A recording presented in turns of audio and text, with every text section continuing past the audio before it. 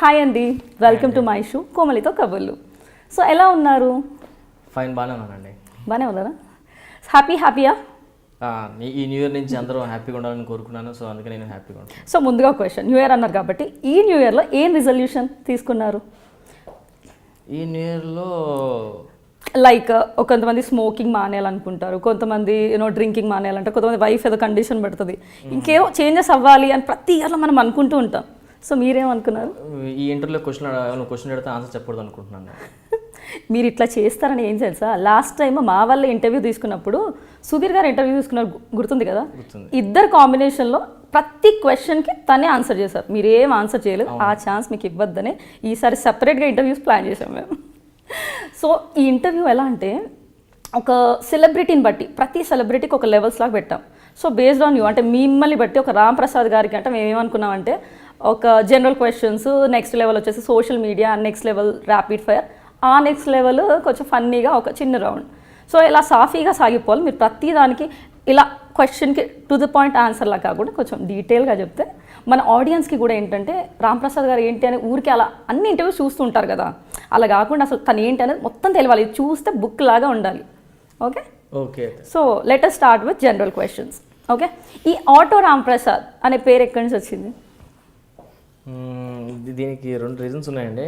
నేను ఏదైనా మాడుతుంటే ఆటోమేటిక్గా పంచులు వేసేస్తుంటా. సందు దొరికితే, గ్యాప్ దొరికితే, మన హైదరాబాద్ గల్లీ చూడండి, సందు దొరికితే ఆటోలు వెళ్ళిపోతుంటాయి సందుల్లోంచి.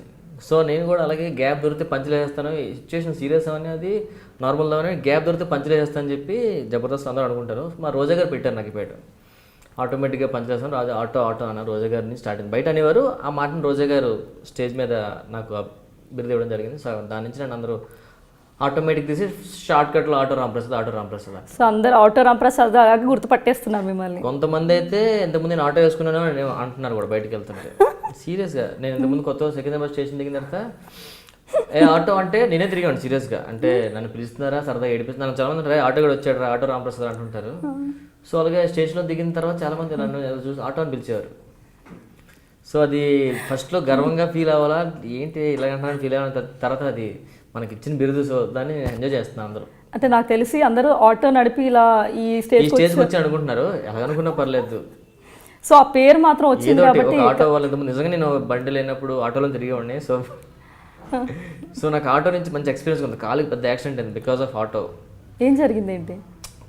కాలు ఫ్రంట్ సీట్లో కూర్చుంటారు కదా ఆటోలోనే. సో ఈ ఆటో వెళ్తుంటే ఇంకో ఆటో వచ్చి గుద్దేసింది, మధ్యలో నాకు కాలు ఉండిపోయింది అనమాట. సో అందుకనే నాకు ఆటో అని పేరు కూడా వచ్చింది అనుకోసారి అనుకుంటా. సో ఆటోని ఎప్పుడు మిస్ అవ్వను, చాలా హ్యాపీగా ఫీల్ అవుతాను ఆటోని పిలిస్తే. ఇప్పుడు చాలా ప్రౌడ్గా ఉంటుంది కదా అలా పేరు రావడం. కొత్తలో కొంచెం ఇబ్బంది పడేవాడిని, ఏంటి ఇలా పిలుస్తారు, కానీ తర్వాత అది మనకు దాని నుంచే నాకు గుర్తింపు వచ్చింది, దాని నుంచే నాకు మంచి అందరిగా మాటలో ఆటో రాంప్రసాద్ అంటున్నారని చెప్పి సో హ్యాపీగా ఫీల్ అవుతున్నాను. సో ఆ పేరుతో అలా కంటిన్యూ అయిపోతున్నారు. ఇప్పుడు ఎవరైనా రాంప్రసాద్ అంటే ఆటో రాంప్రసాద్ లాగా ఆటో పంచ్ రాంప్రసాద్ అంటారు చాలా ఎక్కువ మంది అండి, ఇండస్ట్రీ చాలా మందికి. సో ఈ రాంప్రసాద్ ఒరిజినల్ నేమేనా? Ramprasad original name. సో ముందు నుంచి అదే నేమ్. సో ఇండస్ట్రీ కోసం మార్చుకుందేం కాదు? ఇండస్ట్రీ కోసం ఏం మార్చుకోలేదండి. ఓకే. సో మీరు ఈ ఇండస్ట్రీ వచ్చిన తర్వాత అంటే హైదరాబాద్కి వచ్చారు కదా, ఎలా రావడం జరిగింది? అంటే ఫస్ట్ హైదరాబాద్కి దీనికోసమే వచ్చారా, ముందు కూడా హైదరాబాద్కి వస్తూ ఉండేవాళ్ళ? నేను ముందు హైదరాబాద్కి వచ్చింది ఫస్ట్ ఎడిటింగ్ నేర్చుకుందాం వచ్చాను సీరియస్గానే. ఎడిటింగ్ నా ఫ్రెండ్ ఒకటి ఉంటే తీసుకొచ్చాడు. ఎడిటింగ్ చేస్తుంటే ఒక రామస్వామి గారు రైటర్ పరిచయం అయ్యారు నాకు. సో అతనితో ఉన్నప్పుడు నుంచి కొన్ని డైలాగులు చెప్తుండేవాడిని, బాగా రాస్తున్నావు నువ్వు, ఒక సీన్ పరిచయం అయితే అతని ద్వారా నేను రైటింగ్ కూడా స్టార్ట్ చేశాను. రైటింగ్లో దిగా. ఇండస్ట్రీ మనం ఎప్పుడు దేనికి వస్తాం, ఏమవుదాం వస్తానో మనం డిసైడ్ అవ్వకూడదు, ఇండస్ట్రీ డిసైడ్ చేస్తుంది, అది మాత్రం పక్కా నమ్మాలి కూడా. సో ఎడిటింగ్ వచ్చాను. ఎడిటింగ్ నుంచి నేను స్క్రిప్ట్ రైటింగ్ వెళ్ళాను. స్క్రిప్ట్ రైటింగ్ అయిన తర్వాత మళ్ళీ ఇక్కడ సెట్ అవ్వదని చెప్పి వైజాగ్ వెళ్ళిపోవడం జరిగింది.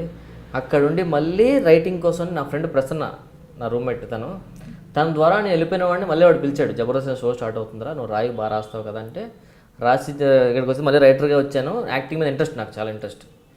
సో జబర్దస్త్ మళ్ళీ దూరాను.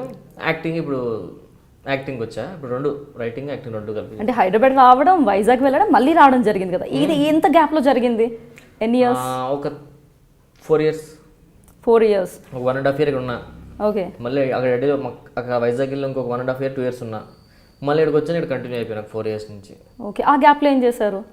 ఆ గ్యాప్లో వైజాగ్లో నేను బిజినెస్ పెట్టుకొని, మెడికల్ హోల్సేల్ ఛానల్ పెట్టుకొని, మరి బట్ మెడికల్ రిప్రజెంటేటివ్ అని విన్నాం, నిజమేనా? సో హెల్త్ టిప్స్ అలా ఇస్తుంటారండి. ఇస్తుంటారండి. సో అది ఇప్పుడు ఏం కంటిన్యూ చేయట్లేదు అది. ఆ హెల్త్ ఇంకా అలాగే లేదు మెడికల్ రిప్రజెంటేటివ్ లేదు లేదు అంటే ఇక్కడ బాగుంది కదా అని ఇంకా అది వదిలేసి అవ్వదు. కంటిన్యూ చేస్తున్నా. సో ఈ హైదరాబాద్కి అనేది ముందు కూడా విజిట్ చేస్తూ ఉండేవాళ్ళ? నేను ఇంతకుముందు చెప్పా కదా ఎడిటింగ్ నేర్చుకున్నప్పుడు జోష్ మూవీ ఆడిషన్స్ అయ్యాయి హైదరాబాద్లో, దాంట్లో సెలెక్ట్ అయ్యాను కూడా నేను. జోష్ మూవీలో చేసా కూడా నేను. మీరు చూసుంటే గోడ మీద 3 సీన్లో కనిపిస్తాను, క్లియర్ డైలాగ్స్ కూడా ఉంటాయి నాకు. సో మీ ఫస్ట్ మూవీ 2009లో వచ్చిన జోష్ కదా? జోష్. సో ఆ జోష్ ఫిలిం తర్వాత లాంగ్ గ్యాప్ తీసుకున్నారు ఇఫ్ ఐఎమ్ రైట్. ఎందుకు వచ్చింది ఆ ఫస్ట్ మూవీకి లాస్ట్ మూవీకి చాలా గ్యాప్? అది దేనివల్ల అంటారు? అదేంటి లైక్ మీరు ట్రై చేయకపోవడమా? ట్రై చేయకపోవడం అంటే మనకు సెట్ అవ్వదు ఒక ఇండస్ట్రీ అని అర్థమైపోయింది నాకు. మళ్ళీ ఇండస్ట్రీ పంపించేది ఫస్ట్ ఎవరు చేసండి, మన చుట్టుపక్కల ఉండే వాళ్ళే, మన ఫ్రెండ్సే ఫస్ట్ ఆఫ్ ఆల్. అరే భలే బంచులేస్తారా నువ్వు, భలే ఉన్నారో, వెళ్ళిపోరా నువ్వు, సెట్ అయిపోతావు అది అన్నావు. చిన్న తెలియదా మనకేం సెట్ అవుతుంది అంటే లోపల చిన్న ఉంటుందండి ఎవరికైనా కాన్ఫిడెన్స్, మన ఇండస్ట్రీ కుమ్మేద్దాం అన్నట్లు మనకి చిన్నది ఉంటుంది లోపల తెలియకుండా. అది వచ్చే వరకు దాని లోతు అంటే దిగినంత వరకు దాని లోతు తెలియదు కదా. వచ్చాను, సెట్ అవ్వలేదు, వెళ్ళిపోయాను, మళ్ళీ వచ్చాను, ఇప్పుడు కొంచెం సెట్ అయ్యాను. సో నెమ్మదిగా అంటే చాలా ప్రాబ్లమ్స్ ఫేస్. ఇనీషియల్గా ఈ ఫీలింగ్ అంటే నాలో ఈ టాలెంట్ ఉంది అని ఎలా గుర్తుపట్టారు? ఫ్రెండ్స్ చెప్పడమేనా? ఎలా? ఫ్రెండ్స్ చెప్పడం, బయట చాలామంది నేను చేస్తున్నప్పుడు, నేను వర్క్ చేస్తున్నప్పుడు డైరెక్టర్లు కానీ అసిస్టెంట్ డైరెక్టర్లు కానీ మామూలుగా రాంప్రసాద్ బాగా రాస్తాడు, బాగా మాట్లాడతాడు, మంచి పంచులు వేస్తాడు, ఏదో చిన్న ఉంటాయి కదా మనిషికి, ఏదో ఉండాలి ఇండస్ట్రీ. అది ఇప్పుడు కదా, ఇప్పుడు ఇండస్ట్రీకి వచ్చాకల్లా అసలు చిన్నప్పటి నుంచే ఇలా ఉన్నాడా రాంప్రసాద్? చిన్నప్పటి నుంచి రాంప్రసాద్కి కొంచెం నోటితో చాలా